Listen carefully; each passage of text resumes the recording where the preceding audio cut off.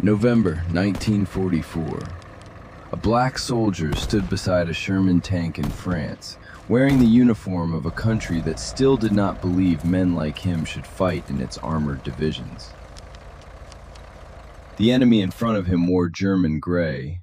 The enemy behind him wore American paperwork. For 2 years, the men of the 761st Tank Battalion had trained, tested, drilled, repaired engines, fired guns, memorized terrain, and waited. White units with less time in training had already crossed oceans. White crews had already gone to North Africa, Sicily, Normandy. But the 761st sat behind fences and inspection boards, trapped inside a sentence the Army had already written before they arrived. Black soldiers could serve. Black soldiers could load trucks. Black soldiers could cook, haul, dig, drive, and die. But the Army was not ready to admit they could command steel. Then George Patton looked at them. And Patton was not a civil rights prophet. That is what makes this story colder.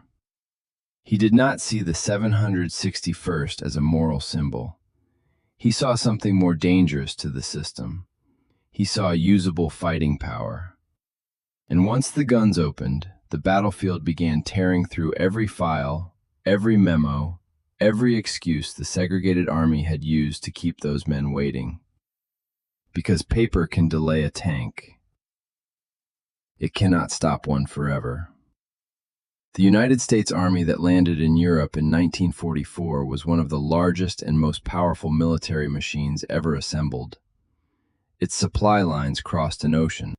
Its factories produced tanks, trucks, shells, boots, radios, fuel drums, replacement parts, and rations on a scale Germany could not match. Its generals could move divisions across entire countries. Its aircraft could turn daylight into metal. And inside that machine was another machine, a racial system, built deliberately, protected administratively, enforced by custom, promotion boards, training assignments, housing rules, mess halls, transport orders, and the invisible weight of officers who believed prejudice was policy. The 761st Tank Battalion lived inside that system before it ever entered combat. They were known as the Black Panthers. Their motto was simple: come out fighting. But for almost 2 years, the Army's answer was, not yet, not yet, not yet. They trained at Camp Claiborne and Camp Hood. They learned armor maintenance in Louisiana heat and Texas dust. They practiced gunnery until turret movement became muscle memory. They learned that a Sherman tank was not just a weapon, it was a crew. Driver, assistant driver, gunner, loader, commander. 5 men sealed in steel, breathing gasoline fumes, listening for orders through static, trusting that every other man in the tank would do his job before fear had time to become a decision. That was the thing the Army's racial theories never understood. A tank crew does not work because a report says it should. It works because trust becomes faster than thought. The 761st built that trust while the institution built excuses. By 1944, even the excuses were running out. The war needed men. It needed armor. It needed trained crews. And the 761st had become too prepared to hide. They reached France in October. Patton's Third Army took them in. Before they went forward, Patton addressed them. He told them the Army had never before sent black tankers into combat. He told them he expected them to fight. He told them he did not care about color in the moment that mattered, only performance under fire. That was not equality, not in any full sense, not in the country they had left, not in the Army they served, not even in Patton himself, but it was a crack in the wall. Because Patton did something the institution had refused to do. He treated the question as operational. Can they fight? Not will white officers accept them. Not will the old assumptions survive. Not will the paperwork remain comfortable. Can they fight? The answer came on November 7th, 1944. Morville-les-Vicq. The 761st entered combat for the first time against German positions in eastern France. This was not a parade debut. It was not a clean test on a range. It was mud, mines, anti-tank fire, machine guns, smashed buildings, smoke, bad visibility, and the brutal confusion of men trying to learn the sound of death, while death was already looking for them. The first days punished them. They lost tanks. They lost men. They learned what every armored unit learned in Europe. A Sherman could burn. A field could lie.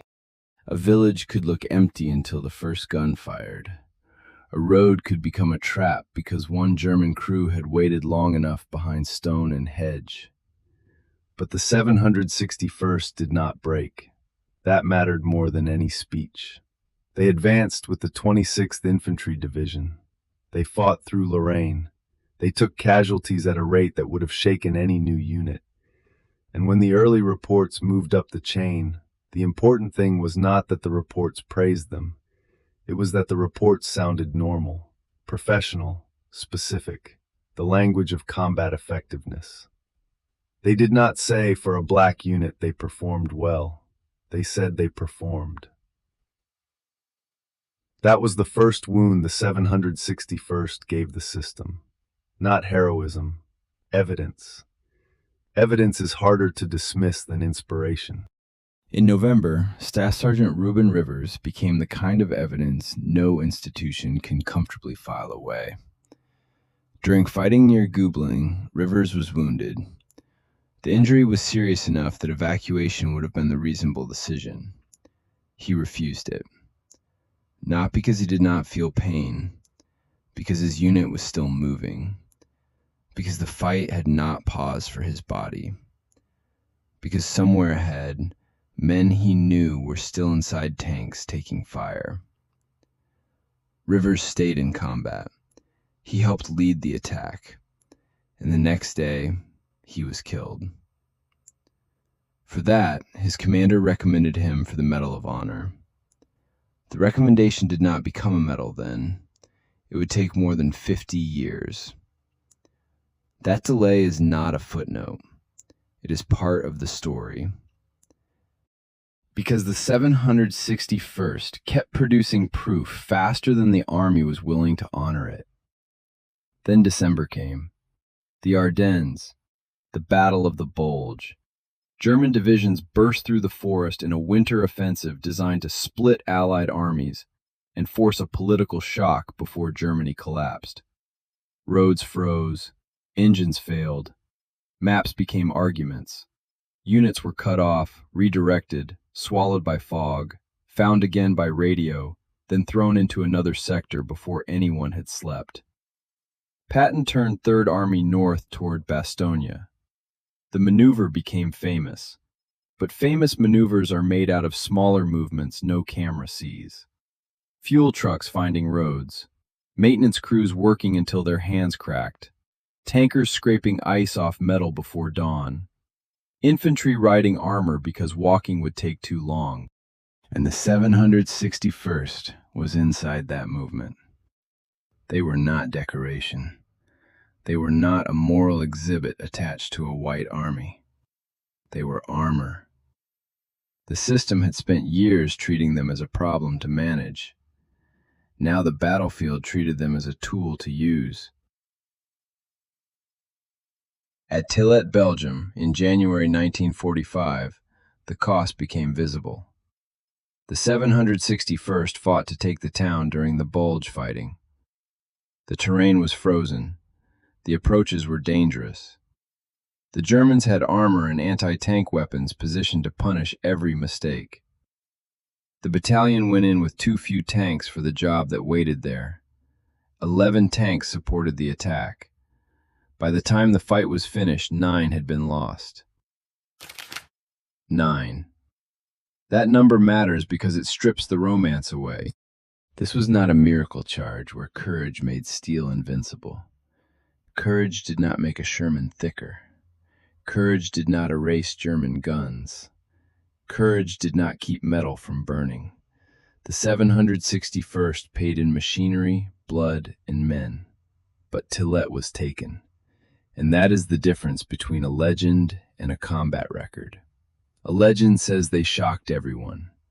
A combat record says they were given a hard job, suffered real losses, and finished it anyway. That is heavier. That is more damning to the system that doubted them. Because the Army had never been afraid the 761st would look heroic in a story. It had been afraid they would look ordinary in the record. Ordinary in the most threatening sense. As competent as any other unit. As disciplined, as useful. As deserving of ammunition, support, promotion, protection, and respect. The battlefield kept answering the question the Army had tried not to ask. Can they fight? Yes. Again. Yes. Under fire? Yes. In winter? Yes. With damaged tanks? Yes. With white officers watching? Yes. With German guns trying to write the final answer first. After the Bulge, the 761st kept moving. France, Belgium, Luxembourg, Germany, Austria.